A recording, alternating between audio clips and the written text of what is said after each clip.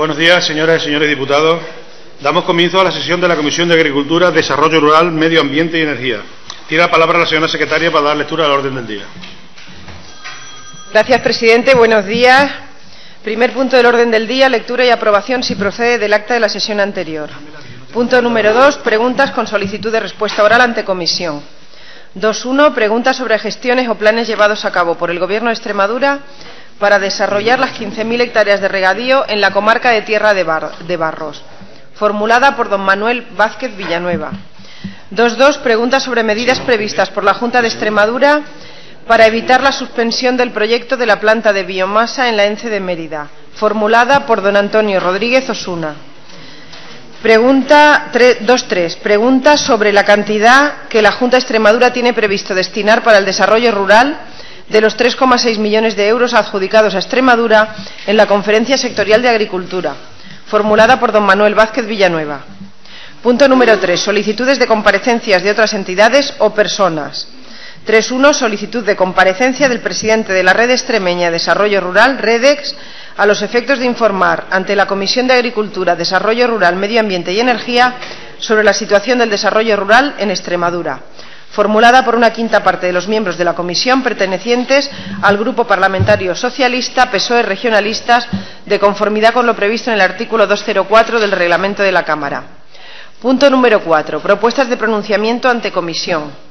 4.1. Propuesta de pronunciamiento de la Cámara instando al Gobierno de España a retirar el proyecto de ley de medidas fiscales para la sostenibilidad energética, formulada por el Grupo Parlamentario Socialista, PSOE Regionalistas.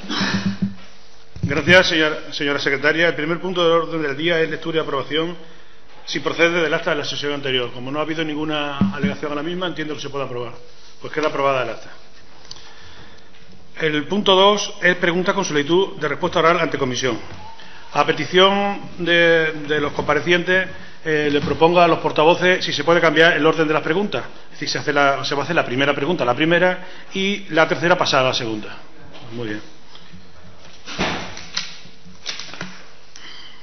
Damos la bienvenida en nombre de la mesa y de los diputados y diputadas que forman esta comisión a don José Luis Gil Soto, director general de Desarrollo Rural, y a don Juan José Cardesa Cabrera, director general de Incentivos Agroindustriales y Energía. Damos comienzo a la primera pregunta, que es sobre gestiones o planes llevados a cabo por el Gobierno de Extremadura para desarrollar las 15.000 hectáreas de regadío en la comarca de Tierra de Barros, formulada por don Manuel Vázquez Villanueva. Señor Vázquez Villanueva, tiene 3 minutos para formular la pregunta. Muchas gracias, señor presidente. Buenos días. Buenos días, director. Bueno, en esta ocasión voy a preguntar por algo que no es concreto y preciso sobre el desarrollo rural, aunque sí tiene que ver. Voy a preguntar por los regadíos en Tierra de Barro.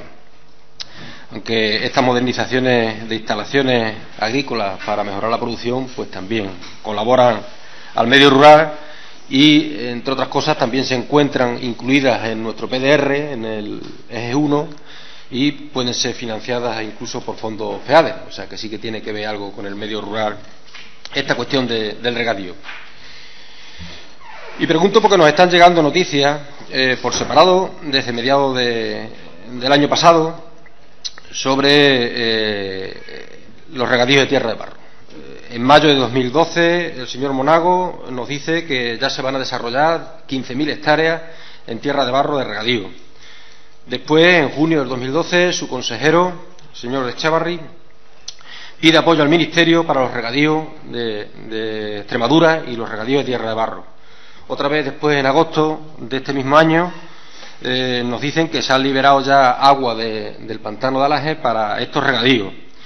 Y concretamente ya en febrero de este mismo año dice que ya hay grandes avances, incluso hablan ya de cantidades, de 43 millones de euros para el regadío de Tierra de Barro, lo dice el señor Monago en unas declaraciones. Nos consta que este proyecto viene de largo, viene desde 1999. Pero con esta noticia que estamos escuchando, pudiera parecer que este proyecto comienza a ser ya una realidad desde hace un año y algo. Y si es así, nos gustaría conocer de primera mano de usted, señor director, las previsiones de la Junta de Extremadura en esta materia concreta y en este proyecto concreto. Nos gustaría conocer las gestiones que se están realizando, Nos gustaría conocer las dotaciones presupuestarias por anualidades que están previstas, nos gustaría conocer los plazos de ejecución de este proyecto importante. Nos gustaría conocerlo a nosotros y así poder aportar lo que positivamente podamos aportar desde nuestro grupo, desde el Grupo Socialista, pero estoy convencido que a quien más le interesaría conocerlo será a los vecinos de esas comarcas, sobre todo por las expectativas de desarrollo y de empleo que ha creado esta noticia. Y esta no entienda nuestra pregunta como una pregunta crítica o que criticamos esta acción, sino una pregunta para arrimar el hombro. Eso que le gusta tanto y que nos pide muchas veces al Grupo Socialista. Estaremos dispuestos a ayudar y a arrimar el hombro si estas expectativas son serias y creíbles. Si no es así, nos encontrará enfrente, lógicamente. Nos encontrará enfrente por defender un proyecto que creemos importante para Extremadura, importante para la comarca de Tierra de Barro, y nos encontrará enfrente para defender a los vecinos de esa comarca para que no se vean engañados por falsas expectativas. Muchas gracias. Gracias, señor diputado.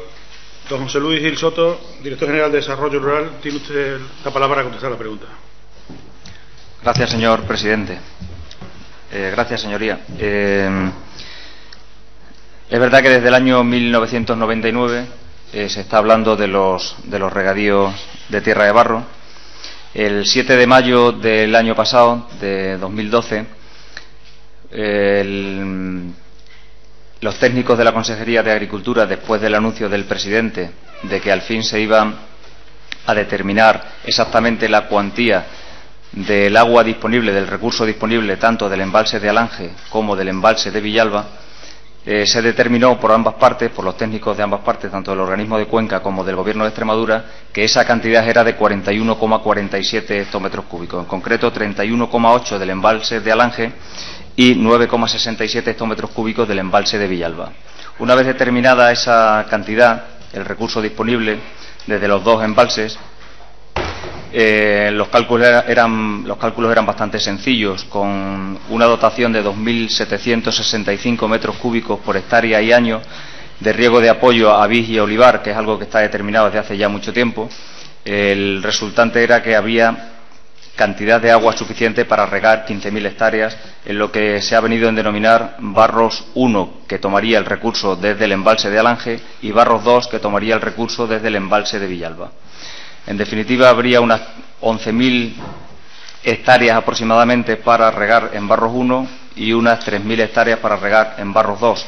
Suman 14.000 porque hay otras 1.000 de concesiones anteriores a la zona ribereña del embalse, fundamentalmente de Alange, y que ya tienen concesión o están en trámite de concesión. Para el resto caben varias posibilidades, o una iniciativa puramente privada que aseguraría probablemente el regadío de 3.000–4.000 hectáreas a lo sumo, o una iniciativa tutelada por la Administración, que desde lo que se ha venido hablando desde el año 99 hasta ahora, no solo en este regadío, sino en todos los regadíos privados de España, y nosotros tenemos el antecedente de Monterrubio de la Serena, que ya está en un momento muy avanzado, con proyectos terminados de hace varios años y que solo faltaba la parte de financiación de los regantes en agosto de 2011, pues teniendo esos antecedentes resultaba bastante fácil encaminar el proyecto de Tierra de Barros del mismo modo. Es decir, tendríamos que tutelar el proyecto desde la Administración, entre otras cosas, porque el Plan Nacional de Regadíos dice que cuando el proyecto sea un proyecto tutelado por la Administración y regadíos privados, la Administración podrá poner el 50% del importe de la red primaria y secundaria, y es lo que andamos buscando para hacer viable el proyecto, como ya se hizo, insisto, dentro de Extremadura con los regadíos de Monterrubio. La primera fase sería determinar quiénes en concreto tienen interés por regar, porque de nada serviría hacer una red de riego sin saber quién y dónde quiere regar. Para eso dice la Ley de Aguas que cuando todavía no hay constituida una comunidad de regantes serán los alcaldes quienes, en nombre de los futuros regantes, asumirán la responsabilidad de abanderar, por llamarlo de alguna manera, el proyecto. Así fueron los alcaldes los primeros que se acercaron, una vez conocida la cantidad de agua disponible, al Gobierno de Extremadura, todos los alcaldes de la zona, para ponerse a nuestra disposición y recabar los datos que necesitábamos en todo el territorio, en todos sus municipios, ¿no? El primer paso, por lo tanto, ha sido conocer dentro del parcelario quienes están interesados por regar en Tierra de Barros. Se han llevado a cabo reuniones con los alcaldes de Almendralejo, Torremejía, Aceuchal, Villalba. Han venido a vernos cooperativas de Solana, Villafranca de los Barros, Almendralejo, Fuente del Maestre, también ha venido su alcalde, y hemos explicado el proyecto con detalle a todos ellos.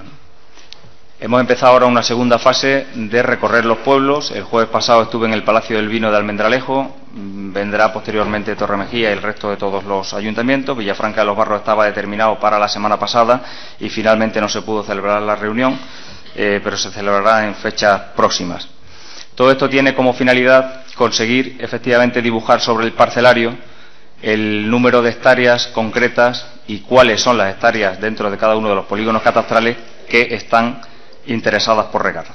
A día de hoy tenemos solicitudes por algo más de 15.000 hectáreas, aunque pueda parecer que el número de hectáreas ya es suficiente para las 15.000 que se pueden regar. No es cierto, porque hay algunas zonas que están muy dispersas y nosotros lo que necesitamos es una mancha muy homogénea para poder determinar la zona regable en base a economía y a calidad de los suelos. Una vez que sepamos, que va a ser en un plazo muy breve, quiénes son los que están dispuestos a regar y tengamos toda esa mancha dibujada sobre el parcelario, la siguiente fase será delimitar la zona regable. Para ello, paralelamente, ya se están preparando los pliegos para contar con un servicio de determinación cartográfica de la zona regable de Tierra de Barros. Como ve, es un proceso que, igual que ha pasado, le nombro Monterrubio porque en Monterrubio lo tenemos muy cerca, también es de Extremadura y es una zona regable de riegos privados igual que esta. Es un proceso muy largo, porque posteriormente, después de tener determinado quiénes son los que rieguen y de tener determinada la zona regable, habrá que constituir las diferentes comunidades de regantes y probablemente una comunidad general que será la interlocutora con la Administración y la que hará el proyecto único. Y posteriormente se acometerán las obras. Es decir, que cuando me pregunta en concreto por los importes presupuestarios, a día de hoy es algo imposible, igual que ha ocurrido en otros regadíos privados similares a este. Lógicamente, las cantidades presupuestarias estarán cuando esté el proyecto, que es donde se determina el precio de la obra.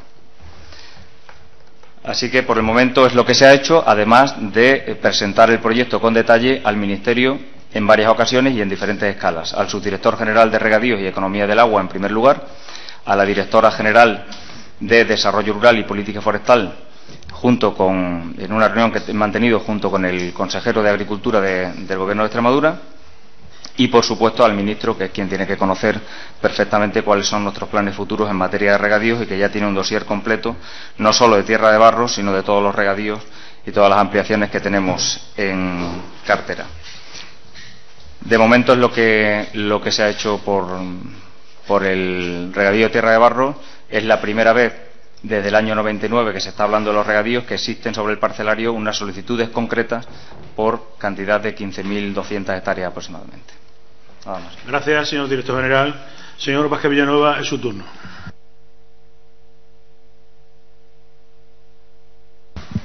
Muchas gracias. Pues bien, señor Director, nos hubiera alegrado mucho haber escuchado que este proyecto pronto va a ser una realidad, pero la verdad que sus palabras nos suenan más a teoría que a hechos efectivos. Nos parece acertado y positivo que se comience a dar los primeros pasos que nos acaba de anunciar en su comparecencia, pero usted nos acaba de contar la puesta en marcha del regadío de la Tierra de Barro, y desde mi grupo consideramos que esto es teoría o están empezando la casa por el tejado.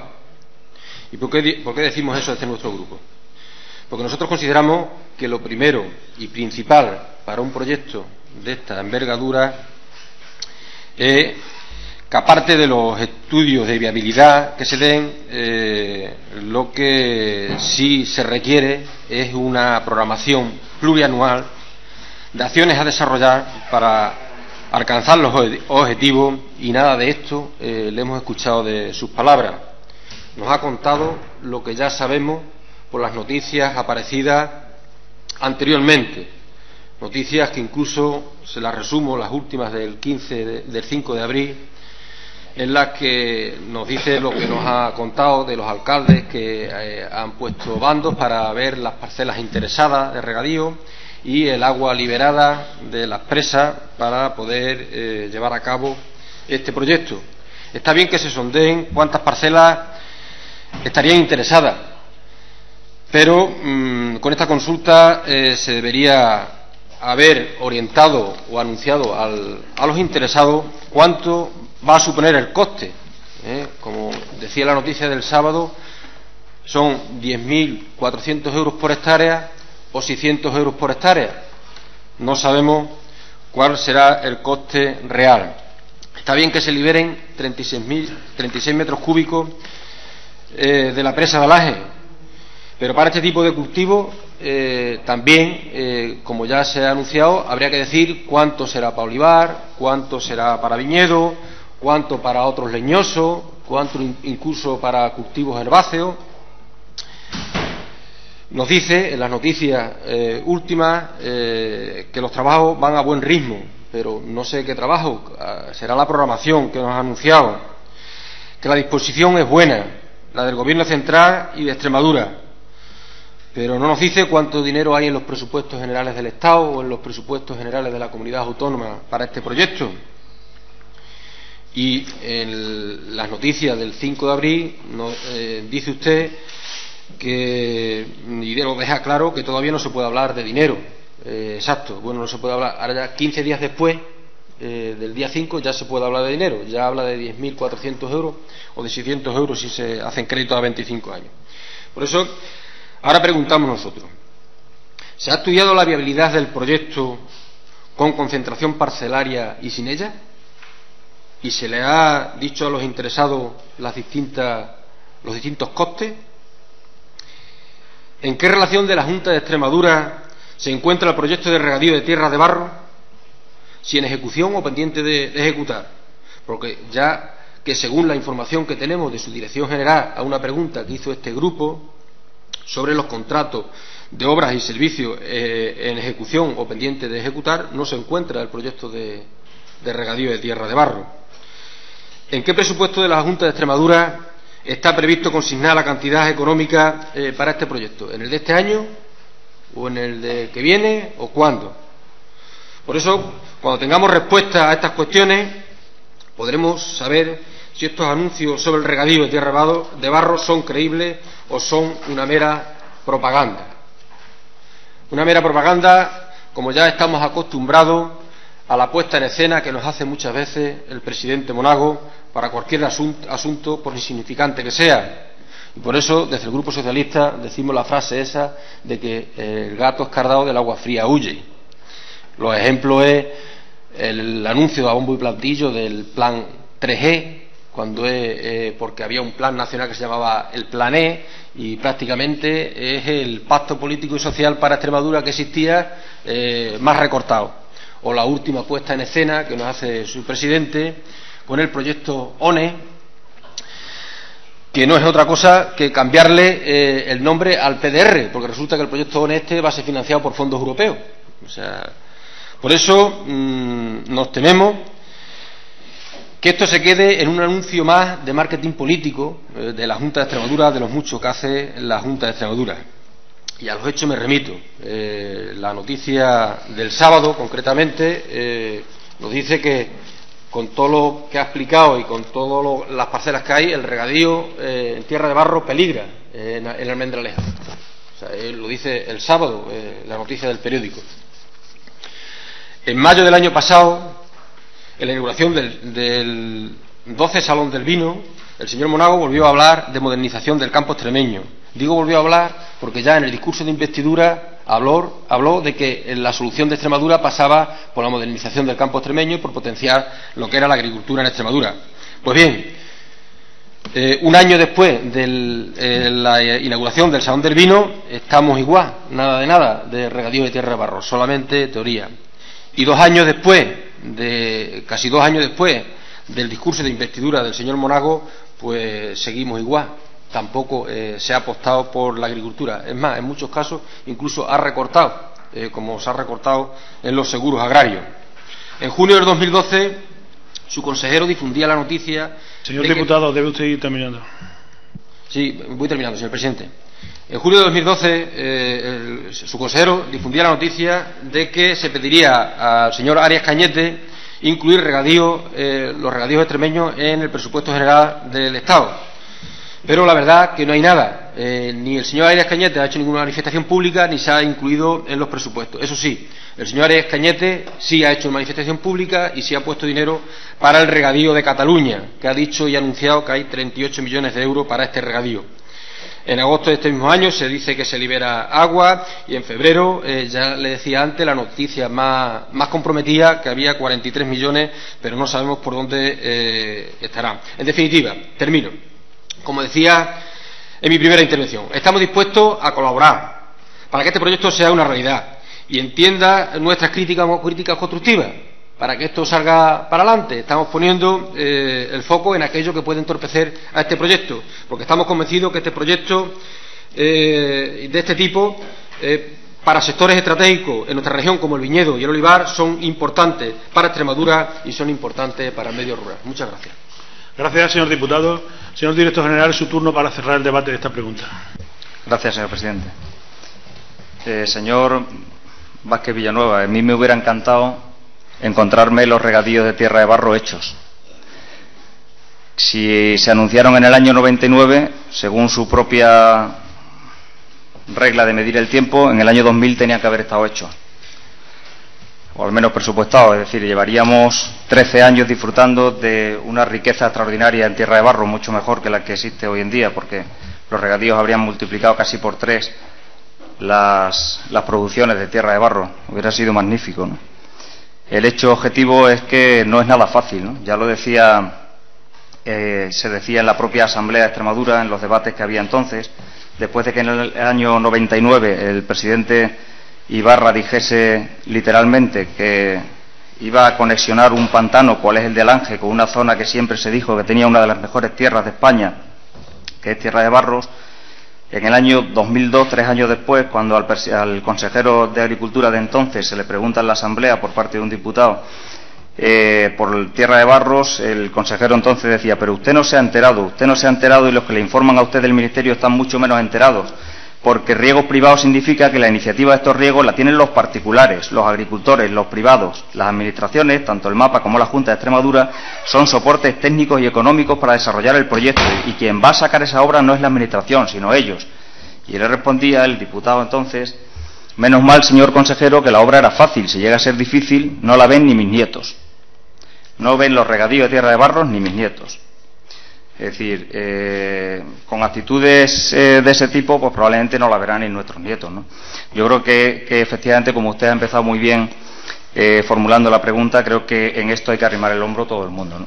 Cualquiera que conozca un proyecto de regadíos de esta índole sabe que un año después de liberar el recurso es imposible tener cantidades en los presupuestos para ese proyecto concreto. ¿Por qué? Pues porque no está constituida ni siquiera la comunidad de regantes, que es algo que efectivamente tienen que ser iniciativa de los propios regantes, de los que tengan el interés por regar, ¿no? Una vez que esté constituida esa comunidad de regantes, lógicamente podrán buscar financiación para su 50%, igual que la Administración podrá buscar financiación para su 50%, pero será una vez que esté determinado incluso el importe de la obra concreta. Lo que hay hasta el día de hoy son estimaciones, en torno a 144 millones de euros. De esas estimaciones salen esas cifras que ha dado, que dice que bailan entre 10.400 y 600. No, esa información no es así. Son entre 8.800 y 10.400. 8.800 para Barros 1 con esas estimaciones y 10.400 para Barros 1 y 8.800 para Barros 2. Los 600 euros por hectárea salen de una simulación a 25 años y al 5% de interés de la mitad correspondiente a los regantes, y sumando 230 de costes de explotación, donde se incluyen la energía por la impulsión y el coste del agua. Es decir, que sí que tenemos hecho un gran avance tanto en estudios de suelo como en estudios de lo que costaría la obra, con una simulación hecha sobre el terreno de por dónde deberían ir ubicadas las balsas y las redes de distribución de agua.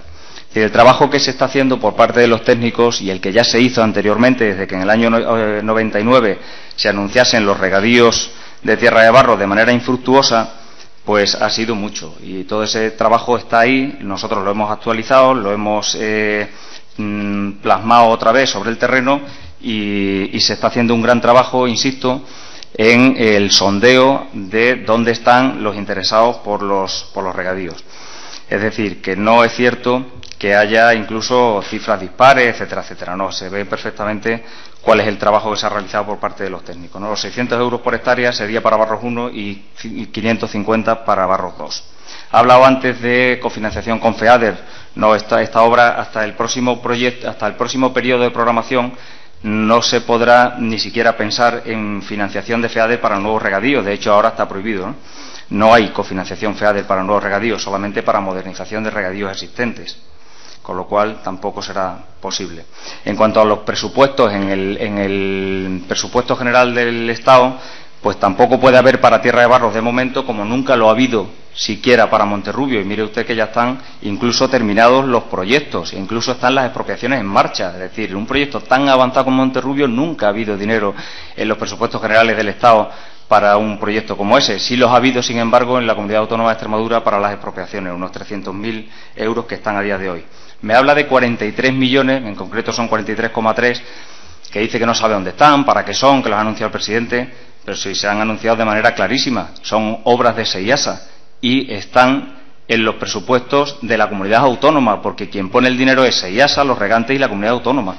Y están en el presupuesto de este año, como ya estaban en el presupuesto de 2012, pero como no se firmaron las adendas, que se van a firmar ahora en el próximo 2 de mayo, como no se firmaron como consecuencia de que SEIASA no tenía preparados sus proyectos, pues se van a firmar ahora las adendas y está el dinero en los presupuestos de la comunidad autónoma para 2013, ¿no?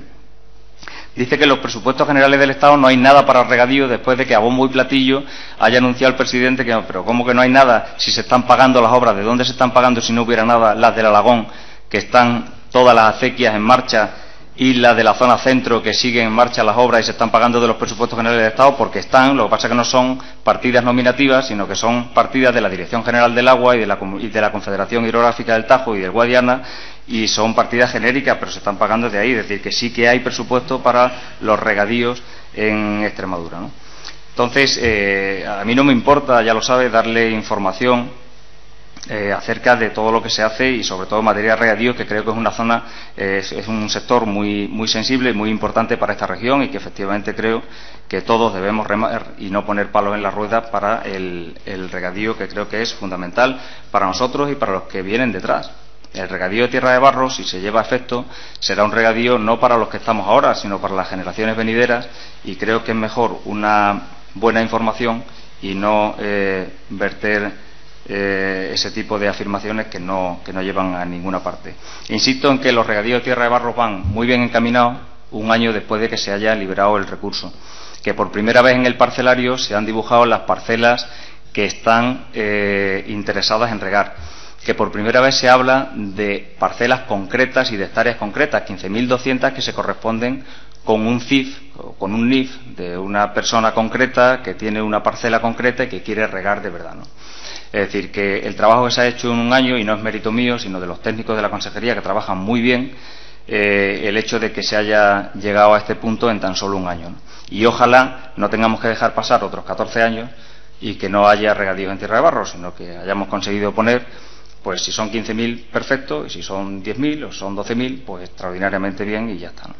Entonces, en los próximos años iremos hablando de los regadíos de Tierra de Barro, y ya verá que cuando llegue el momento en que haya que poner, porque sea necesario, dinero en los presupuestos, estará tanto en los presupuestos generales del Estado como en los presupuestos de la Comunidad Autónoma de Extremadura. Nada más, presidente. Gracias, señor director general. Para formular la siguiente pregunta tiene de nuevo la palabra don Manuel Vázquez Villanueva.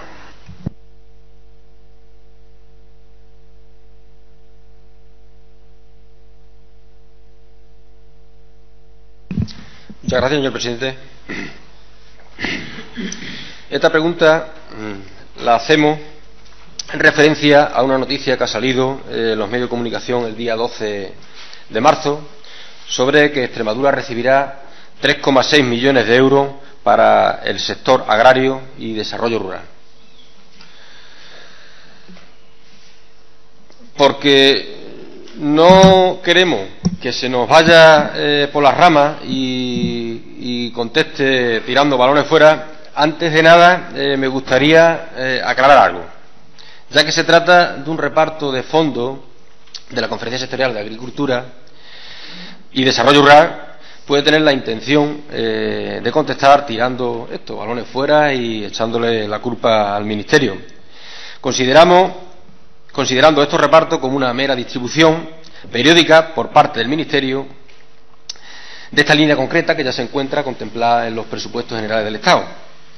Tampoco necesitamos que nos explique el funcionamiento de la conferencia sectorial. Conocemos su funcionamiento y sus funciones, y si algún miembro de esta comisión no lo conoce, pues estaría dispuesto a facilitárselo. Además, está resumido, lo tengo resumido en 3 folios. Son 3 folios a una cara que se ve perfectamente el funcionamiento de la conferencia sectorial. Pero teniendo en cuenta que desde que llegó el Partido Popular al Gobierno solo hemos tenido pérdida de recursos para el desarrollo rural y que desde Extremadura lo único que se ha hecho en esta materia es dar cobertura y justificar los recortes que hace el Gobierno central sobre el desarrollo rural, quisiéramos que nos explicara 2 cosas. La pregunta que hacemos sobre la cantidad que tiene previsto la Junta de Extremadura destinar al desarrollo rural de los 3,6 millones de euros, y en qué actitud se va desde Extremadura a la Conferencia Sectorial de Agricultura. Solo a verlas venir, a recibir lo que le da, sin reivindicar lo que necesitamos de fondos para el desarrollo rural y para nuestro medio, y sin reivindicar lo que necesitamos para desarrollar nuestro PDR. ¿En qué actitud se va? Son las 2 cuestiones que nos interesarían en esta pregunta. Muchas gracias. Gracias, señor diputado. Don José Luis Gil Soto, tiene usted la palabra para contestar la pregunta. Gracias, señor presidente. Yo estoy dispuesto a darle a quien no conozca cómo funciona la conferencia sectorial no un resumen, sino el reglamento de la Conferencia Sectorial de Agricultura y Desarrollo Rural, que es muy breve también y que explica con detalle cómo funciona, porque a la vista de la pregunta está claro que no se sabe bien cómo funciona la conferencia sectorial. El resumen habrá llegado después de formular la pregunta. No tiene sentido, además, una pregunta que no tiene sentido. En primer lugar, porque no habla de qué conferencia sectorial, de qué fecha. Dice que se han adjudicado en la Conferencia Sectorial de Agricultura a esta comunidad autónoma los 3,6 millones, pero no dice en qué fecha. Es supuesto por la cuantía y por la fecha de salida de la pregunta, que se refería a la conferencia sectorial celebrada el día 11 de marzo de 2013, lógicamente. Entonces, tampoco se entiende que se hable de qué cantidad tiene previsto destinar la Junta de Extremadura para el desarrollo rural de los 3,6 millones de euros adjudicados en la Conferencia Sectorial de Agricultura a esta comunidad autónoma, cuando son fondos finalistas, es decir, son fondos que vienen para lo que vienen en concreto. Y a lo largo del año se celebran varias reuniones de conferencia sectorial en las que se reparten fondos para otras cuestiones. Y en algunas de ellas pues vendrá para desarrollo rural o no, si así se estima conveniente. Pero desde luego en esta concreta, si no venía nada para desarrollo rural, malamente el Gobierno de Extremadura puede destinar nada al desarrollo rural, porque para lo que venía el dinero en concreto eran repartos de la Dirección General de Producción y Mercados Agrarios en los conceptos de razas autóctonas en peligro de extinción, de control oficial de rendimiento lechero, de calidad de las variedades vegetales y certificación de los materiales de reproducción, el fomento de la apicultura, la mejora de la organización productiva y fomento de la ganadería extensiva, fomento de sistemas de producción de razas ganaderas autóctonas en régimen extensivo, mejora del sector de frutos de cáscara y algarrobas, programas estatales de control y erradicación de enfermedades, prevención y lucha contra plagas, fomento de las atrías, financiación de intereses de los préstamos concedidos en 2008 a otros titulares de explotaciones agrarias. Si a alguno de los afectados por todas estas medidas le decimos que vamos a quitar de los 3,6, por poner un ejemplo, la mitad, y lo vamos a destinar al desarrollo rural, habría que preguntarles a todos ellos qué opinan acerca de que los fondos que vienen para esas cuestiones concretas los destinemos a otra cuestión que se nos antoje, ¿no? Por lo tanto, si en esa concreta conferencia sectorial no se territorializa nada para el desarrollo rural, difícilmente el Gobierno de Extremadura puede destinar nada al desarrollo rural de esos 3,6 millones de euros, ¿no? Vendrán en otra conferencia sectorial a lo largo del año, como vinieron el año pasado y en todos los años anteriores, ¿no? Con lo cual la pregunta pues no, ni la entiendo ni tiene una respuesta concreta, salvo explicar en esta comisión cómo funciona la conferencia sectorial. Gracias, señor director general. Señor Vázquez Villanueva, tiene usted 5 minutos en su turno de réplica. Sí, muchas gracias, señor presidente. Sí, señor director. Está bien sus explicaciones y más o menos sabía que por ahí iban a ir las explicaciones que nos iba a dar y no nos contesta. O sea, no nos contesta a nuestra pregunta y la contestación hubiera sido muy fácil, muy sencilla. Difícil de encajar en el contexto de Extremadura, pero muy sencilla. O sea, nos tenía que haber dicho, no, en la conferencia sectorial, en la última conferencia sectorial, que a eso me refería, por eso la noticia era el 12 de marzo, no viene ni un solo céntimo para desarrollo rural. Esa es la contestación así de sencilla. Es lo que nos hubiera podido contestar. Y la verdad que lo que yo quería saber era si en esa conferencia sectorial desde la Consejería y desde Extremadura, cuando así se asista a ella, abrimos la boca para que eso que se está produciendo allí cambie o nos estamos callados y nos atenemos a lo que nos dan y nos venimos con lo que nos dan. Yo diría que es que parece que desde Extremadura estamos de acuerdo, somos conniventes con el Gobierno central en que al desarrollo rural cuanto menos mejor. Aunque cuando volvemos a Extremadura digamos lo contrario. Si no, nos explicarían algunas cosas la actitud de la Junta de Extremadura en la conferencia sectorial. Que no se haga uso de las funciones que tiene la Conferencia Sectorial de Agricultura y Desarrollo Rural, como es uno de sus puntos en la conferencia sectorial, dice textualmente, determinar los criterios de distribución territorial de subvenciones para planes y programas conjuntos del Estado y la comunidad autónoma. Eso se puede decidir en la conferencia sectorial también, y eso se puede hablar también en la conferencia sectorial, no solamente escuchar los repartos periódicos que se hacen en la conferencia sectorial para defender los intereses de nuestra región. Se puede tener otra actitud y no dejar que haya repartos millonarios en desarrollo rural para otras comunidades autónomas, como concretamente en esta del 11 de marzo, hay un reparto para la comunidad autónoma de Galicia de 17 millones de euros y hay otro reparto para la comunidad de Rioja de 2.600.000 euros. Y desde Extremadura no se dice nada. A eso es lo que me estoy refiriendo y por eso es por lo que hago en la pregunta. Resulta que la justificación que daba el Ministerio de Agricultura para no firmar los convenios de los planes de zona el año pasado desde Extremadura era que teníamos un déficit, que teníamos mucho déficit. Y este año el señor Monago es el campeón del déficit, o sea, el que menos déficit tiene. Y no nos sirve de nada. Se lo lleva el dinero a otras comunidades autónomas, Galicia y La Rioja, y el señor Monago, que es el campeón del déficit, el que menos déficit tiene, de poco le ha servido, sino para salir en la prensa y hacer su publicidad. Desde mi grupo consideramos que todo esto pasa porque el Gobierno de Extremadura está aplicando las políticas neoliberales del señor Rajoy y del Partido Popular, aunque nos quiera convencer de lo contrario con su marketing político. Utiliza la coartada de la crisis para aplicar sus políticas de derecha. A nuestro medio rural no le puede aplicar los criterios neoliberales de sostenibilidad económica que se están aplicando desde el Gobierno central y desde la Junta de Extremadura. Desde el Gobierno central, como pretende el señor Montoro con la Ley Básica de Administración Local, ni como pretende el señor Cañete con la paralización de la Ley para el Desarrollo Sostenible del Medio Rural, o como las políticas que se están aplicando desde aquí, desde Extremadura, con el cierre de los PAR, recorte de transporte escolar, bachillerato, incluso recorte de materiales para los pequeños municipios en los proyectos AESA. Lo que nos demuestra esta política de derecha que practica el Gobierno de Extremadura es que no cree en el modelo, no cree en el modelo de desarrollo rural, en este modelo que durante décadas nos ha dado tan buenos resultados y que hemos conseguido que en 28 años los pueblos hayan mejorado y sus habitantes la calidad de vida, los habitantes que viven en esos pueblos. Y no le importaría, cambiando el modelo, aunque haya que cerrar incluso algún pueblo, como ha pasado en otras comunidades autónomas donde el Partido Popular gobierna hace más tiempo. Eso sí, practica la política del despiste o el engaño este Gobierno de Extremadura. Se dice una cosa y se hace la contraria. Se buscan justificaciones en coyunturas extraordinarias como la crisis económica para aplicar ideología pura y dura. Me remito a que cuando hemos preguntado aquí por las mancomunidades, el Gobierno dice que sí, que las mancomunidades es bien, que le parece bien, pero sus municipios, los municipios con más población, se salen de las mancomunidades.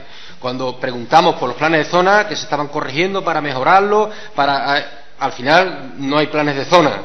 Cuando la ley 45/2007 para el desarrollo rural sostenible se paraliza, que se paraliza para mejorarla, pero un año después no hay ley tampoco. Cuando se modifica el PDR, se modifica el PDR por la crisis y se modifica el PDR por los descompromisos de la regla N+2, pero al final se sale de la estrategia de desarrollo y se transforma ese dinero en camino y solo camino. O sea, el desarrollo rural es solo camino de infraestructura hidráulica. Seguimos pensando que estas cosas pasan porque el gobierno de Extremadura no cree en el modelo, en este modelo que también le han ido a los pueblos de Extremadura, a nuestros pequeños municipios.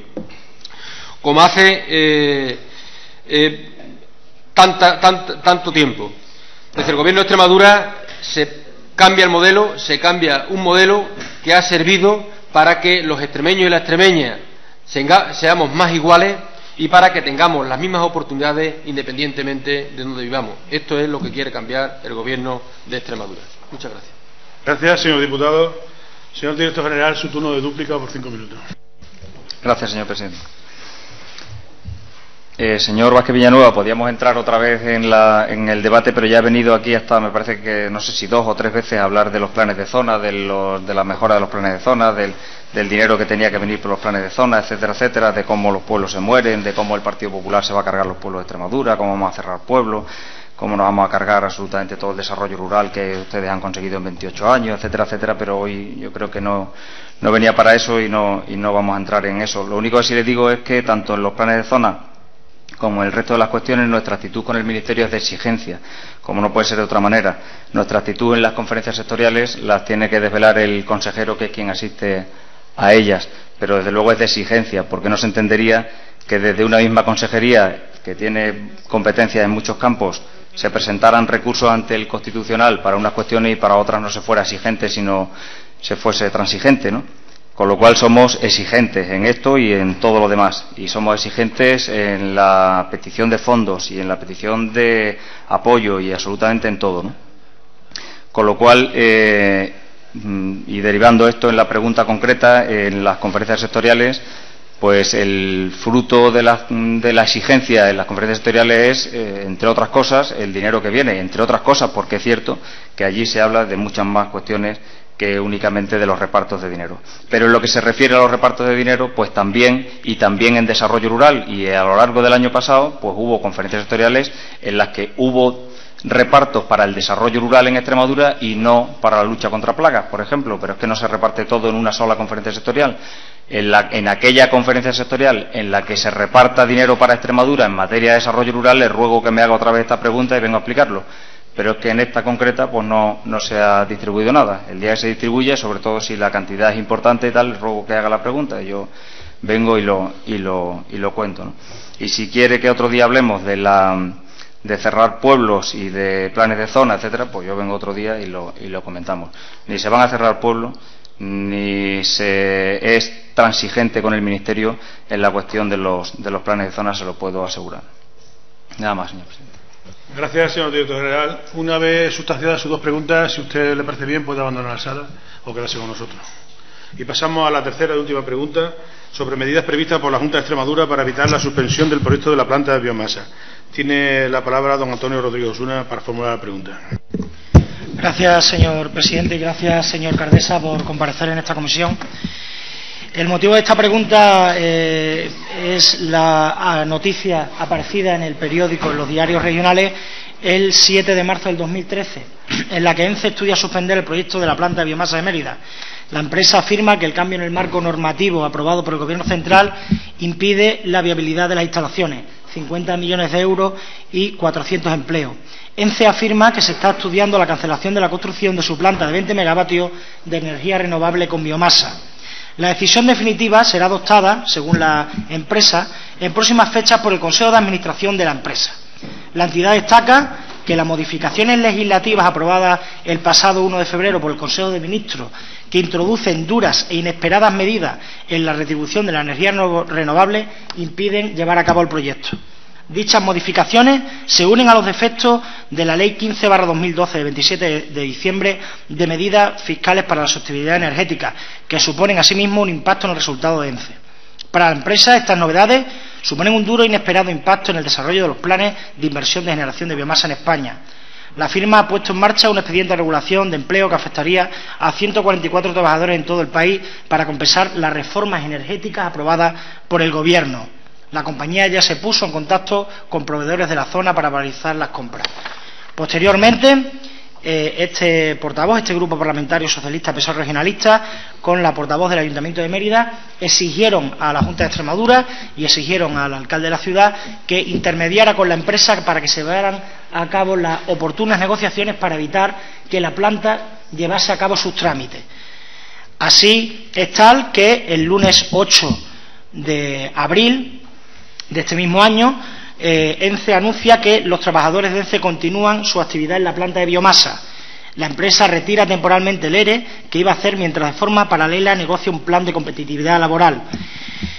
Es una buena noticia que nosotros valoramos así también en los medios de comunicación, aunque es una noticia que deja incertidumbres en el aire. El objetivo, según indica la fuente de la propia empresa, es hacer frente al impacto de las medidas energéticas aprobadas por el Gobierno recientemente, así como mantener la capacidad de ENCE en el mercado internacional de la celulosa. En paralelo a estas gestiones que estaba haciendo la planta a todos los niveles para que el proyecto sea viable a pesar de las medidas energéticas recientemente adoptadas por el Gobierno, la compañía decide dejar sin efecto ese acuerdo que tomó en marzo hasta el próximo 31 de mayo, donde se efectuaría dicho procedimiento de despido colectivo y donde, en cualquier caso, se podría asegurar la viabilidad y la continuidad de la planta. ENCE considera que atraviesa una difícil situación creada por el Gobierno de España, por las medidas del Gobierno, y añade que por eso se ha visto a poner en marcha estas medidas urgentes que usted conoce y que yo he leído aquí.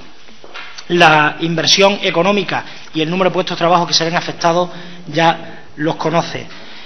La empresa, como bien he dicho, afirma que continúa, pero pone a final de mayo, concreto al 31 de mayo, una fecha límite para asegurar definitivamente esa viabilidad. La pregunta que yo le traslado aquí es la misma que hicimos a los medios de comunicación posteriormente del primer anuncio en marzo. ¿Qué gestiones está realizando la Junta de Extremadura, el presidente de la Junta de Extremadura o el consejero o usted en su defecto, para evitar que la planta de ENCE de biomasa de Mérida finalmente desista de llevar a cabo la inversión? Y alguien puede decir, hombre, si están en obra es bastante difícil que la planta no se lleve a cabo. Pero recuerdo que ya hay anuncios de algunas de las termosolares que están terminando sus obras en Extremadura y en España que tienen serios problemas para la viabilidad de su puesta en funcionamiento y que están buscando otras empresas que se hagan cargo de la misma o incluso la posibilidad de traspasar el accionariado de la misma porque no ven viabilidad en las inversiones ya acometidas. Ejemplos tenemos también el de la planta de biodiesel, que una vez terminada cerrada está sin capacidad de generar ni de producir. Por eso nos preocupa y por eso le trasladamos qué gestiones están haciendo, no para que termine la planta de ENCE las obras, sino para que los proyectos de biomasa, este en concreto y otros que están planteándose en la comunidad autónoma, puedan tener en un futuro su continuidad y su instalación en la región. Muchas gracias. Gracias, señor diputado. Don Juan José Cardesa Cabrera, director general de Incentivos Agroindustriales en Energía, tiene usted la palabra para contestar la pregunta. Gracias, señor presidente. Gracias, señoría. Señor Rodríguez Osuna, le contesto de manera muy concreta y muy precisa su pregunta, informándole efectivamente de las medidas y actuaciones que hemos adoptado desde el Gobierno de Extremadura para evitar la suspensión del proyecto de la planta de biomasa de ENCE en Mérida. La primera medida ha sido la reunión mantenida por el propio presidente del Gobierno de Extremadura, también por el consejero de Agricultura, Desarrollo Rural, Medio Ambiente y Energía, y este que le habla, con el ministro Soria el pasado 11 de marzo de 2013 en la sede del Ministerio de Industria, Energía y Turismo, en la que pudimos exponer de primera mano al ministro los importantes efectos que sobre los ingresos regulados de las instalaciones de generación renovable en servicio y también de los proyectos en ejecución provoca el carácter acumulativo de las medidas de ajuste aprobadas por el Gobierno central en el último año, especialmente este Real Decreto Ley 2/2013. Y en esta reunión se hizo una vez más por parte de este Gobierno autonómico una defensa de los proyectos preasignados en construcción, con especial énfasis en los proyectos de biomasa como el de ENCE en Mérida, fundamentalmente por la componente social y de desarrollo rural que lleva aparejada el desarrollo de la biomasa en el territorio. La segunda medida ha sido una labor de asesoramiento y de acompañamiento muy próxima hacia el promotor por parte del Gobierno regional y también por parte del Ayuntamiento de Mérida en el trabajo que ha venido desarrollando ENCE y en el que aún sigue inmerso para ajustar los costes del proyecto a la nueva previsión de ingreso. La tercera medida ha sido la propuesta que desde el Gobierno de Extremadura hemos remitido formalmente al Secretario de Estado de Energía del Ministerio de Industria, Energía y Turismo, al Secretario de Estado de Medio Ambiente del Ministerio de Agricultura, Alimentación y Medio Ambiente y al jefe de la Oficina Económica del Presidente del Gobierno para el impulso de medidas desde el Ministerio de Industria, Energía y Turismo que favorezcan el desarrollo de las instalaciones de producción de energía eléctrica que utilicen como combustible principal la biomasa. Todas ellas debidamente justificadas y entre las que se incluye el permitir nuevamente a la biomasa eléctrica la opción de acogerse al régimen primado de pool más prima con actualización de la prima vinculada al IPC normal. Y la cuarta medida ha sido el anuncio que hemos hecho desde el Gobierno de Extremadura de interponer recursos de inconstitucionalidad contra el Real Decreto Ley 2/2013 de 1 de febrero de medidas urgentes en el sistema eléctrico y en el sector financiero si finalmente en el seno de la Comisión Bilateral de Cooperación entre la Administración General del Estado y la Comunidad Autónoma que se está constituyendo no se llega a un acuerdo de satisfacción entre las partes. Estas son las medidas, por tanto, que desde el Gobierno de Extremadura se han adoptado para evitar la suspensión del proyecto de la planta de biomasa de ENCE en Mérida. Muchas gracias. Gracias, señor director general. Señor Rodríguez Osuna, tiene usted 5 minutos para su turno de réplica. Gracias, señor presidente. Mire, señor Cardesa, me alegra que frente al ataque frontal que el Gobierno del Partido Popular de Mariano Rajoy está haciendo a las comunidades autónomas y a las energías renovables, y en especial a Extremadura, por lo que nos toca, el Gobierno se esté moviendo. Y tomo dos de sus datos que me ha dado como relativamente importantes, porque el asesoramiento a las empresas yo creo que se lleva haciendo desde siempre, desde la parte de las administraciones, pero sí creo que hay una cosa importante: permitir acogerse a estas plantas al IPC normal y que en la Comisión Bilateral Paritaria consigamos llegar a acuerdos antes de otro recurso más de inconstitucionalidad que sumar al Gobierno de España. Y yo me conformaría con que esas dos posibilidades, la de la negociación, el permitirse acoger a las plantas al IPC normal, o incluso que en la Comisión Bilateral Paritaria pudiéramos llegar a un acuerdo en respecto a la biomasa, sería yo creo que un paso adelante logrado con el que desde luego contaría el apoyo con este grupo. Tiene usted conocimiento y conciencia de que para nosotros es importantísimo esta situación. Nosotros, al igual que ustedes, nos preocupa y nos ocupa defender los intereses de la región. No nos interesa desde luego el fracaso del presidente de la Junta ni del señor Monago. Lo que sí es evidente es que el Gobierno de España, el Partido Popular, está atacando a la línea de flotación de nuestra comunidad autónoma en una materia tan importante en la que había tantas posibilidades de desarrollo y de crecimiento económico.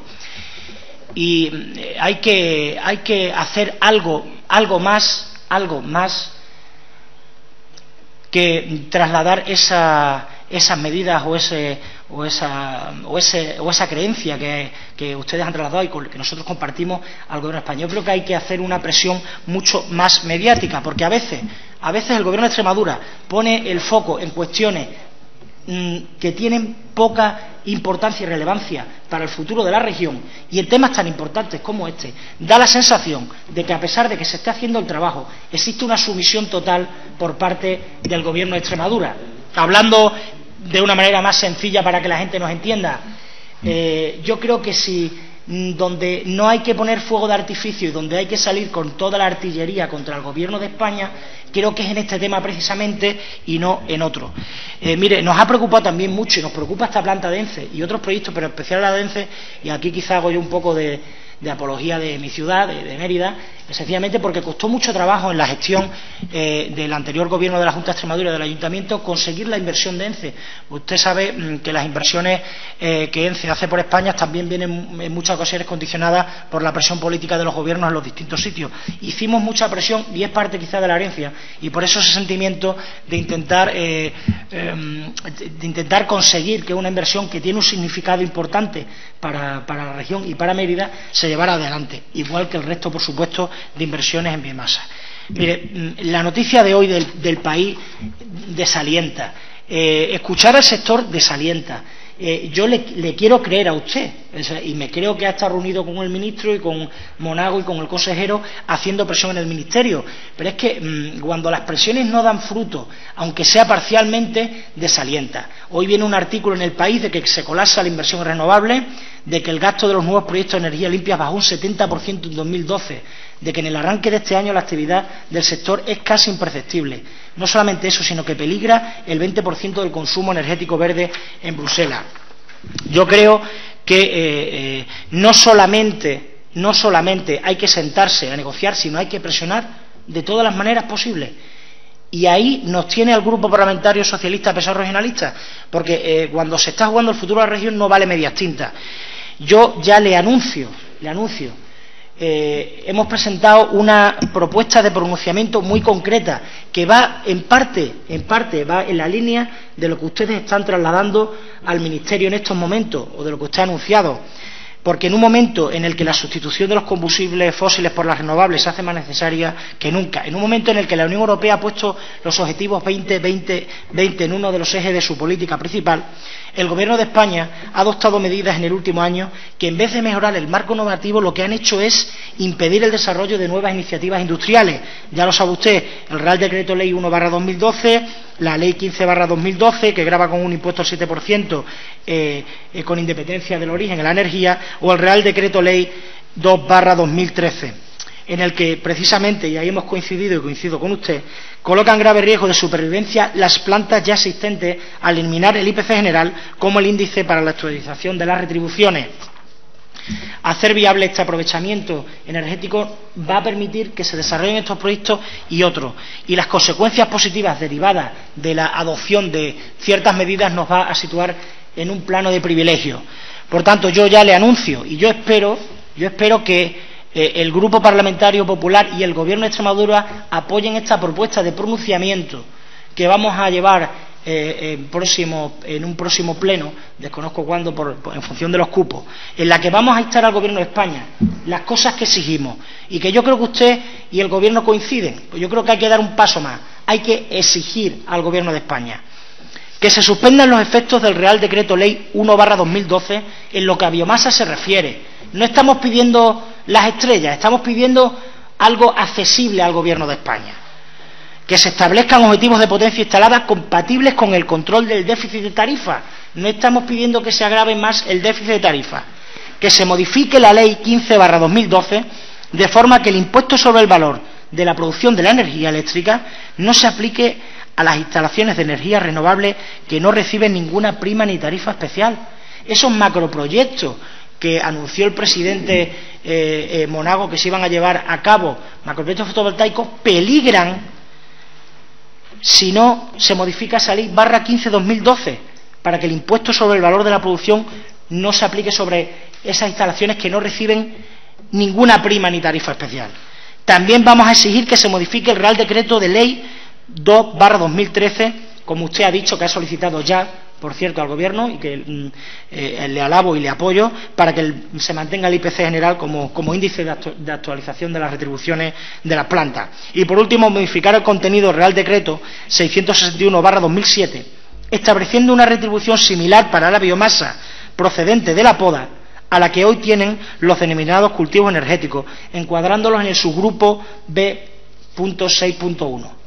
Yo creo que esta va a ser, y creo que es la última de las posibilidades que nos quedan, porque está claro que el ministro ha dicho por activa y por pasiva que no se va a dar marcha atrás, entre otras cosas porque han sido otros 4.900 millones de euros, creo en la cifra aproximadamente, el incremento mucho al déficit tarifario que ya se tenía en la actualidad.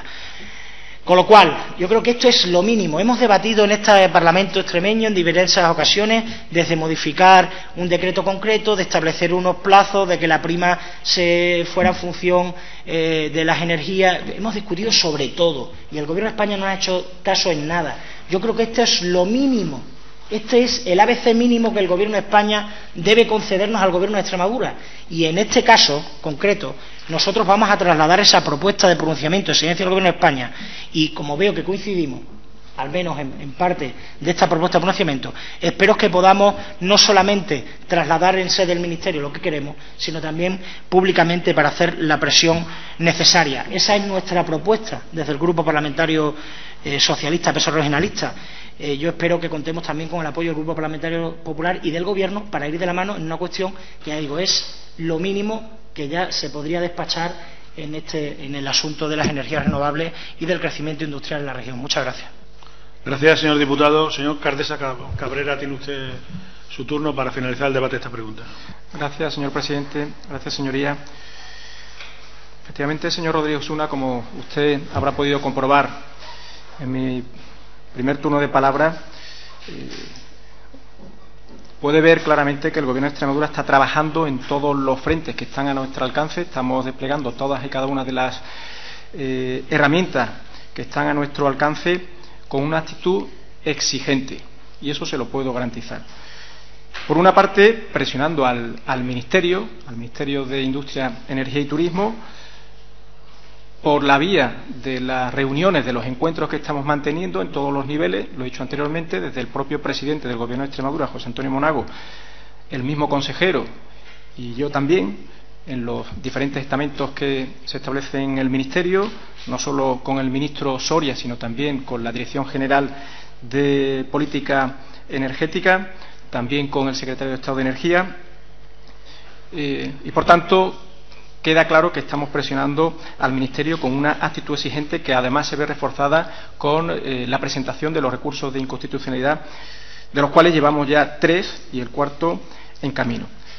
Pero no solo ello, estamos también, como he dicho anteriormente, asesorando y acompañando a los promotores. Y, en tercer lugar, hemos venido trabajando y hemos presentado propuestas justificadas que aporten una solución al problema que se plantea. Por todo ello, confiamos que la situación se terminará por resolver. Creemos firmemente que las medidas que estamos adoptando, las que estamos trabajando desde el Gobierno de Extremadura, no van mal encaminadas. Fruto de ello es efectivamente el anuncio que ha hecho ENCE y que yo mismo he podido confirmar con el director general de ENCE, en el sentido de que continúan las obras de construcción de la planta de biomasa, y por todo ello sí le puedo asegurar que vamos a seguir trabajando para que la planta de biomasa de ENCE en Mérida sea una realidad. Nada más y muchas gracias. Gracias, señor director general. Una vez finalizada su comparecencia, puede usted abandonar la sala si así lo desea.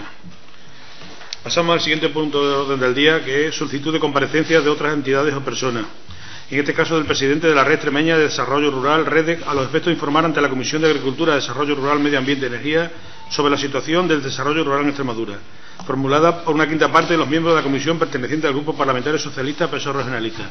Tiene la palabra para justificar esta comparecencia el portavoz del Grupo Parlamentario Socialista. Muchas gracias, señor presidente. Pues sí, es cierto, ya en la anterior comparecencia del director general de Desarrollo Rural se ha preguntado ya mucho en esta comisión sobre el desarrollo rural, se ha preguntado mucho sobre los planes de zona, se ha preguntado qué pasa con la ley de desarrollo rural sostenible a nivel nacional. Pero yo creo que ya después de 2 años este grupo, ya de tanto preguntar y nos dan explicaciones que no nos convence, que al final no se sustancian con lo que aquí se manifiesta. Después de que cuando siempre se hace mención a la herencia recibida, que el Partido Socialista dejó esta herencia, bueno, pues nosotros en desarrollo rural dejamos muchas cuestiones consolidadas y funcionando. O sea, estaban funcionando los mecanismos. Y todo lo que estaba funcionando, que dejamos de herencia al Partido Socialista, se ha paralizado. Está ahora paralizado. Entonces, por eso yo creo que ya después de 2 años, desde este grupo, queremos ya empezar a indagar qué es lo que está pasando con el desarrollo rural en Extremadura y hacia qué deriva nos lleva este gobierno en el desarrollo rural de Extremadura. Porque es que la verdad es que lo que nos dicen aquí en sede parlamentaria no coincide con lo que está pasando en los territorios. Y, hombre, yo creo que la paciencia del Partido Socialista se le reconocerá que hemos esperado ya, pues eso, casi 2 años. Y por eso la comparecencia del presidente de REDE para empezar a informarnos de primera mano y desde los territorios qué es lo que está pasando con las políticas de desarrollo rural de la Junta de Extremadura. Muchas gracias. Gracias, señor diputado. Tiene la palabra el portavoz o la portavoz del Grupo Parlamentario Popular Extremadura Unida. Nosotros estamos, desde mi grupo, gracias señor presidente, mi grupo está conforme con la solicitud y esperemos que el señor Aurelio, presidente de Redes, pues nos dé luz sobre muchas de las sombras que puede tener el enfoque líder, que es donde él es especialista por llevar tanto tiempo de presidente de Redes. Gracias, señor diputado. Entonces, esta solicitud entendemos que queda aprobada por unanimidad.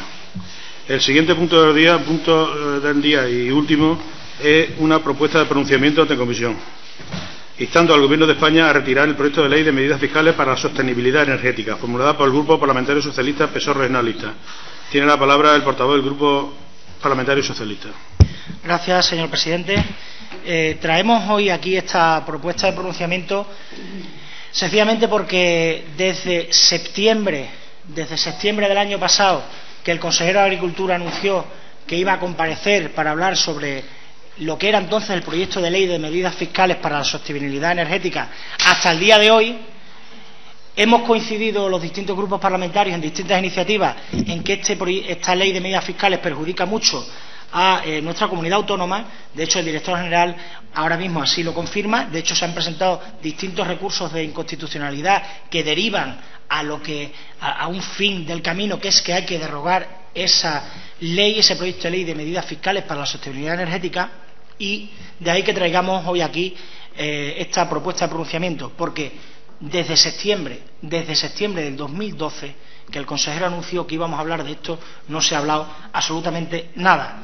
Sin lugar a dudas, la energía es un elemento imprescindible para el desarrollo de cualquier país, es un servicio básico para facilitar la vida de las personas y es un factor que incide directamente en la competitividad de las empresas. Por todas estas razones, cuando hablamos de la política energética como una estrategia esencial en la agenda de los gobiernos, lo hacemos con conocimiento de causa. Así, si coincidimos, porque hemos coincidido los grupos parlamentarios, los tres, en varias ocasiones, en concluir que la política energética es un elemento clave en la acción de un gobierno, en cualquier momento, mucho más lo ha de ser en este momento determinado, cuando la situación de crisis económica se precisan nuevos instrumentos eficaces para propiciar la salida de esta crisis. Ninguna de estas premisas parece conformar el interés del Ejecutivo, ni la actividad del Ejecutivo.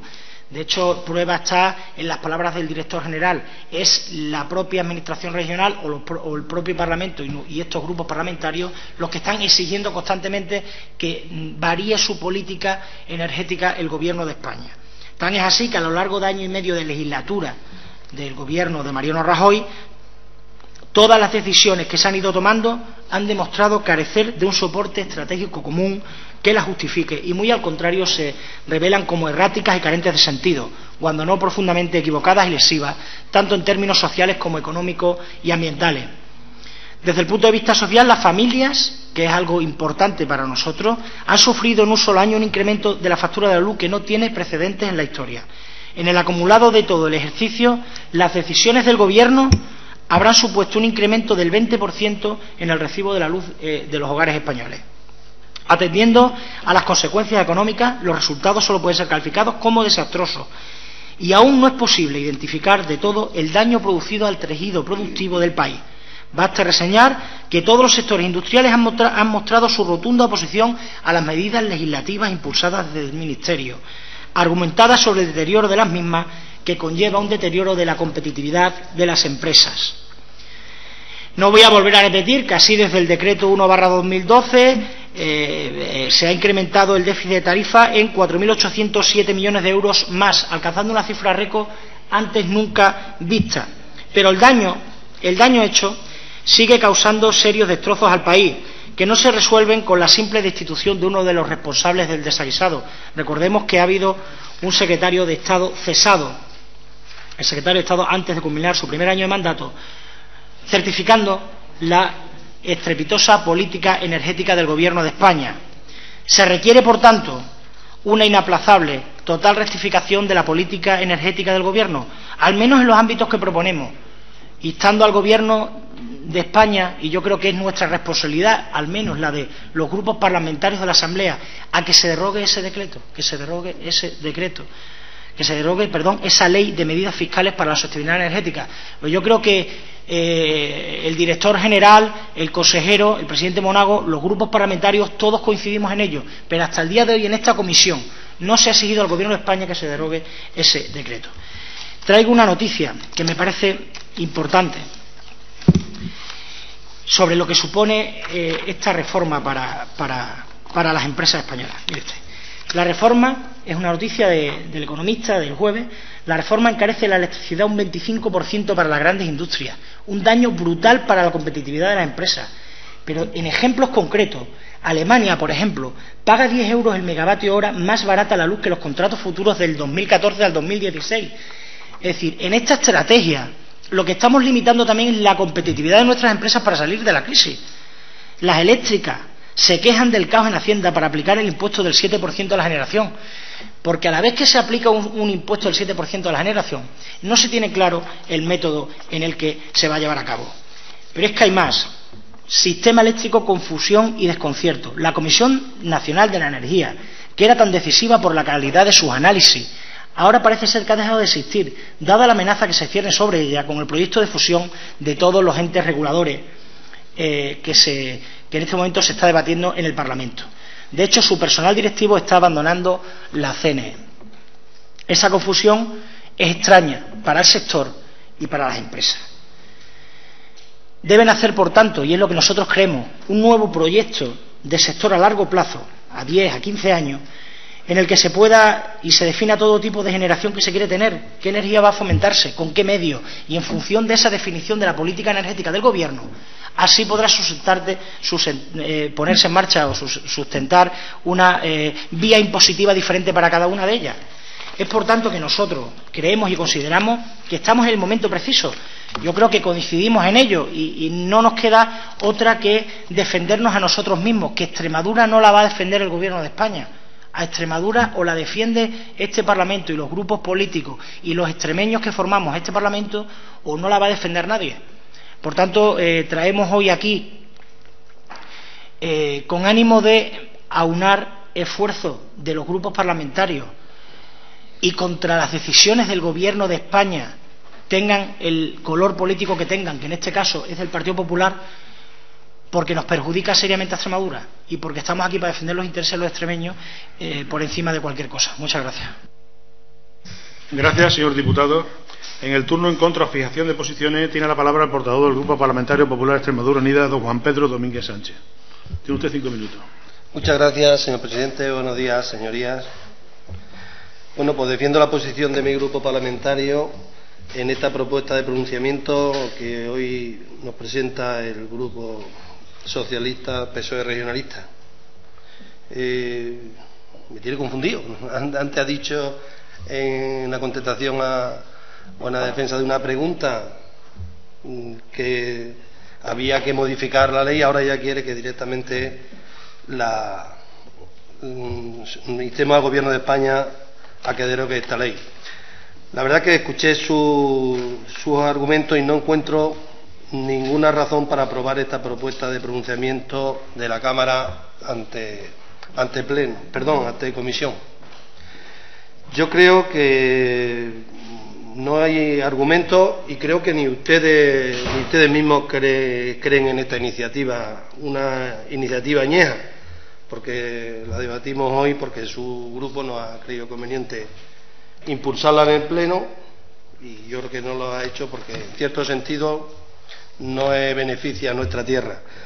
Yo creo que es más, si se retira podría perjudicar a Extremadura porque la Ley 15/2012 en su disposición adicional primera, y es algo que nos podría preocupar a nosotros, pero no es así, porque garantiza unos ingresos fijos para nuestra comunidad, por compensarnos por la disminución de ingresos al desaparecer un impuesto autonómico que nosotros sí somos una de las comunidades autónomas que tenemos en vigor.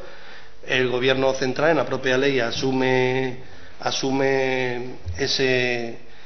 ese compromiso en el caso que estuviese afectado, porque les recuerdo que la disposición adicional primera pone hechos imponibles regulados en esta ley grabados por las comunidades autónomas. En la medida en que los tributos que establece esta ley recaigan sobre hechos imponibles grabados por las comunidades autónomas y esto produzca una disminución de los ingresos, será de aplicación el artículo 6.2 de la Ley Orgánica 8/1980 de la financiación de las comunidades autónomas.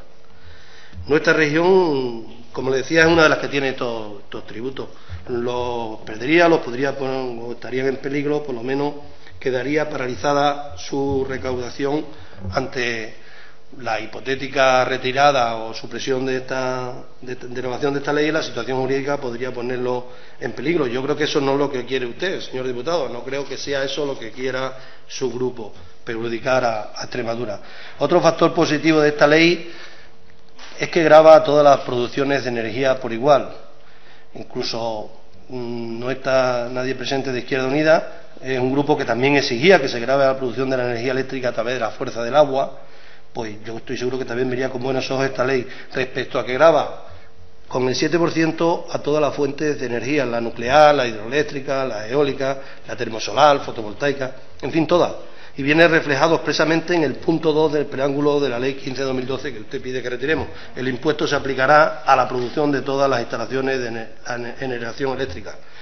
Es que se lo dijo el director general en otra comisión. Hay otras circunstancias, aparte del tono catastrofista que usted ha puesto ahí, que a nosotros nos preocupa que las cosas no están bien en el sector energético y a lo mejor la línea que lleva el Gobierno central no nos gusta, por eso se presentan recursos, pero como ya le digo, director general, no es lo que más preocupa este 7% que grava a todas las actividades de producción eléctrica con igual. No se rompe la igualdad competitiva en el sistema de conformación de los precios de la electricidad, señor Rodrigo Osuna.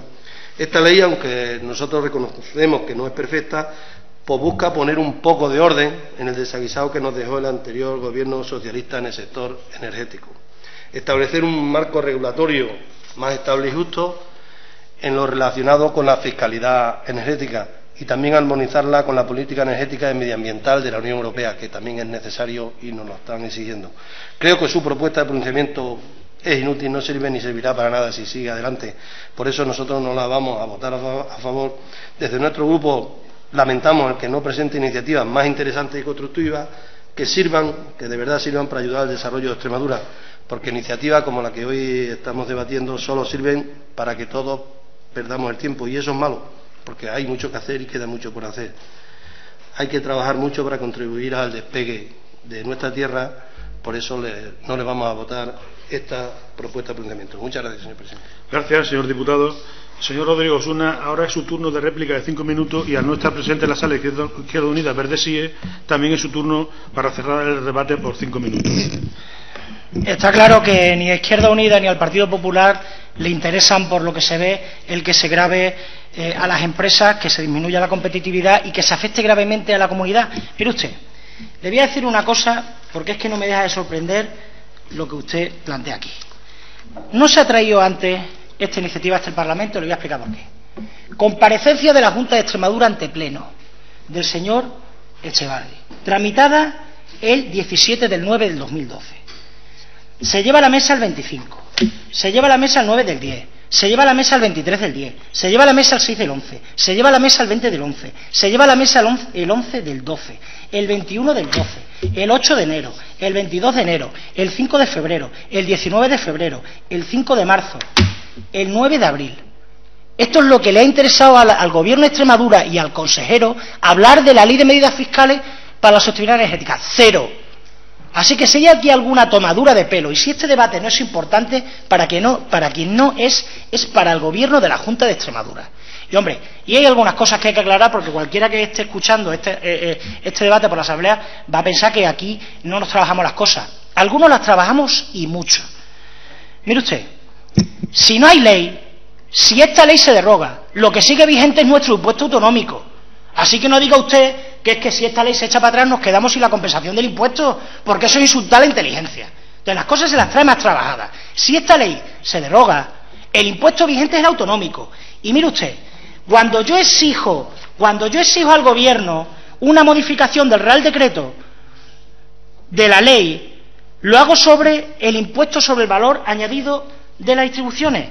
¿Cómo puede decir usted que gravar por igual a todo tipo?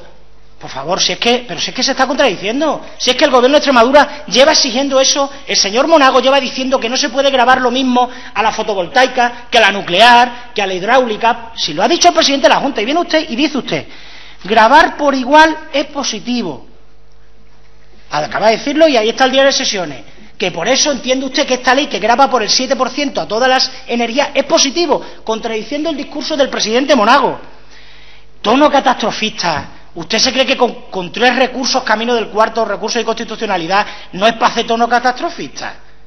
Entonces, ¿para qué? ¿Para hacer una foto delante de un frontis? ¿Para política de frontis? Pues yo creo que no hay que hacer política de frontis. Lo que hay que hacer en realidad es plantear las cosas como son. Que las eléctricas, dice que con el marco nuevo regulatorio viene a arreglar el desaguisado del anterior gobierno, pero usted sabe lo que dice el sector, las eléctricas, la Unión Europea, virgencita, virgencita, que me quede como estaba. Si echan de menos a Soria y a Zapatero, con la que lió también el ministro Soria, que yo no me escondo, porque yo no tengo que defender a nadie, solo a los intereses de la Extremadura, que usted se supone que lleva su apellido regionalista diciendo los intereses de Extremadura, que yo no me escondo, que el ministro Soria nos perjudicó y así lo dijimos. El ministro Sebastián Soria, es que como son tan malos, con perdón, tan malos para los intereses de la región, uno tanto otro, con las últimas medidas, pues igual me da. Pero las eléctricas, las empresas, UNEF, todo el sector, todo el mundo dice, virgencita, que me quede como estaba. Y ahora viene usted a hablar del desaguisado. Pero vamos, ya el colmo de la no preparación de esta intervención es, porque esta no era la que usted iba a traer, usted iba a aprobar esto. Lo que pasa es que como no ha venido el de Izquierda Unida, habrán dicho, vamos a votar en contra y fuera, y así la quitamos en medio. Mire usted, dice la UE, hombre, es que al igual que, pero si es que hablamos en el pleno el otro día de que estábamos de acuerdo en la iniciativa, y ahora ya no se está de acuerdo. En fin, yo le voy a respetar la intimidad entre usted y yo en esta comisión, pero yo sé lo que hablé con usted. Dice usted que la UE, la Unión Europea, si la Unión Europea está dando más tirones de orejas que nunca a España.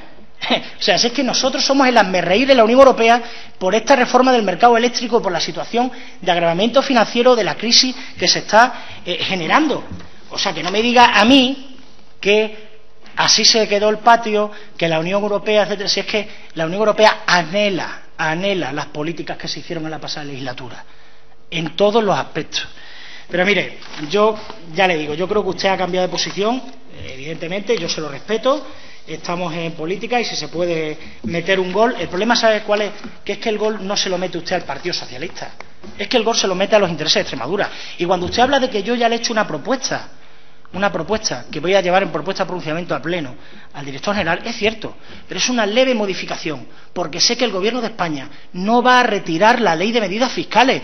Pero ¿qué diferencia hay entre que yo sepa que no lo va a hacer y que la Asamblea de Extremadura muestre su total disconformidad? Si yo lo que le estoy pidiendo a usted aquí y a los diputados del grupo parlamentario es que le digamos al Gobierno de España que no estamos de acuerdo, si el Gobierno no va a derogar la ley, ni va a derogar la ley ni nos va a hacer caso a ninguno de los cambios normativos, porque por desgracia Extremadura es un granito en la producción eléctrica nacional. Por desgracia, esa es nuestra desgracia. Y yo lo único que le pido es que se ponga delante de la pancarta a defender los intereses extremeños y no detrás. Y ninguna de estas cosas la va a hacer el Partido Popular. Mire usted, este instrumento, esta ley de medidas fiscales, ha sido un descabellado instrumento recaudatorio chapucero. Pero es que no lo digo yo, es que lo dice todo el mundo. O sea, lo dicen los principales economistas, lo dice la UNED, lo dice la CNA, lo dice el CNE, o sea, lo dice absolutamente todo el mundo. Es un proyecto sin ninguna lógica, ni regulatoria, ni económica, no responde a ninguna hoja de ruta. Es una norma de alcance normalmente limitado. Es una norma en la que no se lucha contra el cambio climático, ni se respetan los acuerdos que ya tenemos encima de la mesa. Demuestra un absoluto desconcierto a la hora de enfrentarse a cuestiones trascendentales como la planificación energética, que la planificación energética no es de hoy para mañana. Es que lo que ha hecho el Gobierno no ha sido enfrentarse a la planificación energética, lo que no hizo el anterior Gobierno socialista, una planificación energética de futuro, a 20 años, definiendo cuántos grupos nucleares nos hacen falta, cuánta parte de la energía va a ser producida por energías renovables, cuánta por hidráulica, etcétera. Eso es lo que pide el sector y lo que hace falta. Y no lo digo yo. Y el Gobierno y el Grupo Popular en el Congreso han transmitido esa misma situación de desconcierto en la planificación energética. Cuenta, ahora que dice usted ha dicho usted con los apoyos, mire, cuentan con el rechazo de todos los sectores industriales del país, de la COE, de las empresas del ámbito de la energía renovable, de la del gas, de todos los grupos parlamentarios menos el suyo, de las organizaciones de consumidores, de la ciudadanía, etcétera, etcétera. ¿Sabe lo que saco yo de esto? Que todos estamos confundidos menos ustedes. Está claro que en este país todas las organizaciones que defienden que la reforma eléctrica es una chapuza, todos los grupos parlamentarios que defendemos que todo es una chapuza, estamos confundidos. Debo tomar clases para intentar rectificar este comportamiento tan hostil. El texto no es una reforma energética, pero tampoco lo es del sector eléctrico. Es un parche y es un pulso entre el Ministerio de Industria y de Hacienda, que se están jugando algo más que intereses generales. Se están jugando algo más que intereses generales entre industria y Hacienda. Pero eso se verá en el tiempo. No voy a ser yo el que lo destape. Y qué intereses particulares hay detrás de la lucha entre estos ministerios. Perjudica a los consumidores. Mire usted, las familias como las empresas serán quienes sufran la consecuencia de esta ley recaudatoria.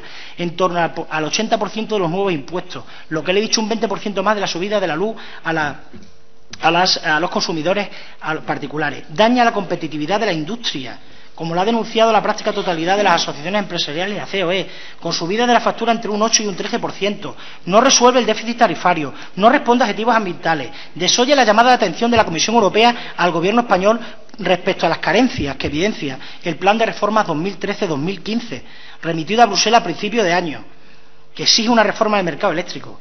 Hay que añadir la anunciada reducción del límite de la potencia de la tarifa de último recurso, que es de la que millones de españoles sobreviven para poder pagar la luz, la tarifa de último recurso.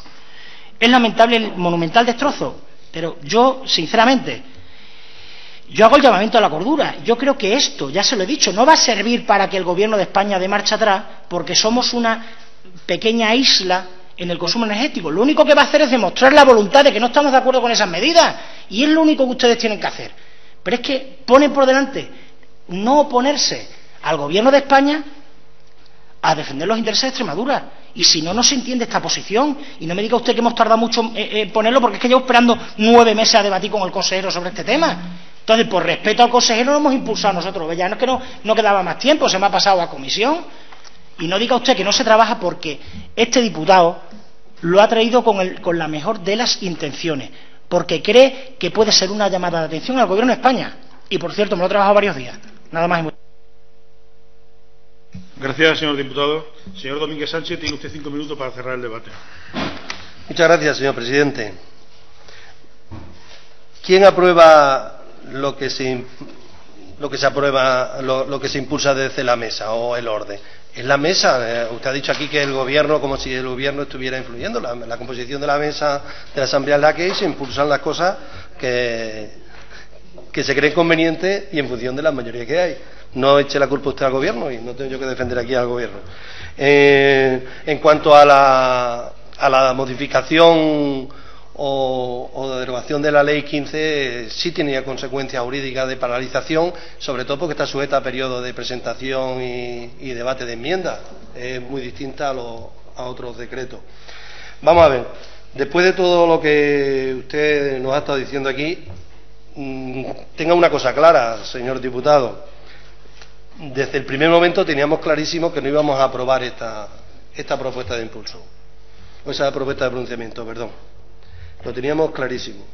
Y yo creo que ha hecho usted una defensa, menos del ministro Sebastián, de las otras iniciativas del anterior gobierno, y yo creo que ustedes no son quienes para dar lecciones sobre cómo se debe actuar en el sector energético, ni en España ni en Extremadura.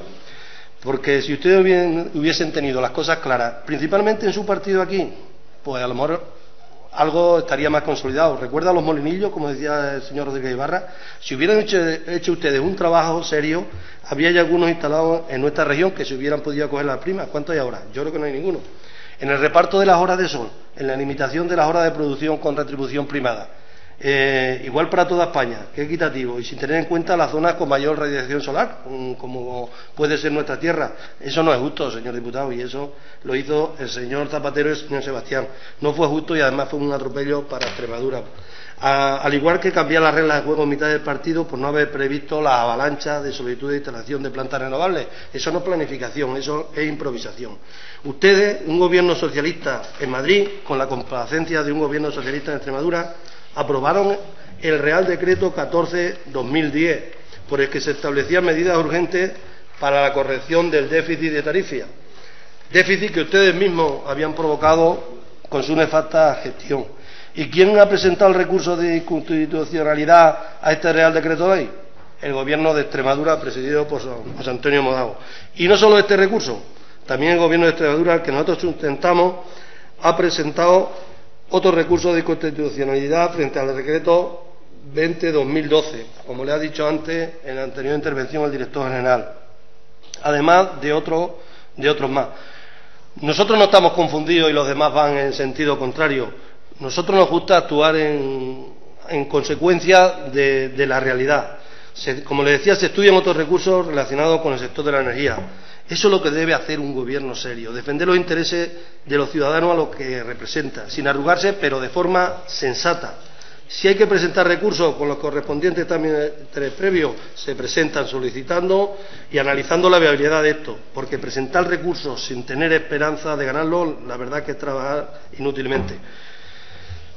Como le dije al principio, no vamos a votar a favor de su propuesta, señor Rodríguez Osuna, porque no serviría de nada. Además, nosotros, el gobierno de José Antonio Monago y este grupo parlamentario que lo sustenta, sí tenemos las cosas claras y trabajamos principalmente en dos líneas. Una, como le digo, presentando recursos cuando estimamos que lesionan los intereses de los extremeños, gobierne quien gobierne en Madrid, y otra línea, y es muy importante, que es la del diálogo constante con el gobierno central, buscando puntos de encuentro que favorezcan el desarrollo del potencial que nuestra tierra tiene en el sector energético, porque muchos ciudadanos, y en esto creo que coincidirá con nosotros, tienen puesta la esperanza en él. Este gravamen, el del 7%, que viene establecido en el artículo 8, no es lo que más preocupa a los promotores. Si lo han dicho también, eso usted no lo ha dicho, pero lo digo yo, y se lo expliqué antes. Además, hay que poner en orden el desaguisado que ustedes dejaron cuando abandonaron el gobierno de España. Esa cantidad exorbitante de millones de euros de déficit de tarifa. Usted sabe perfectamente que Europa también hace su exigencia. Por eso, para terminar, les pedimos que, ya que ustedes no fueron capaces de solucionarlo, no pongan palos en la rueda, porque los perjudicados son los extremeños a los que todos representamos. Dejen trabajar, ya que ustedes no lo hicieron, porque la iniciativa como que ustedes presentan hoy solo consigue hacernos perder el tiempo a todos, como lo he dicho antes, y nosotros estamos en trabajar por Extremadura. Nada más y muchas gracias. Gracias, señor diputado. Una vez debatida la propuesta de pronunciamiento, pasamos a su votación. ¿Votos a favor de la propuesta? 6. ¿Votos en contra? 6. ¿Abstenciones? Ninguna. En atención al criterio del voto ponderado previsto por el reglamento para los empates en comisión, la iniciativa queda rechazada por 32 votos en contra y 30 a favor. Una vez debatida todos los temas que tenemos hoy, se levanta la sesión. Muchas gracias.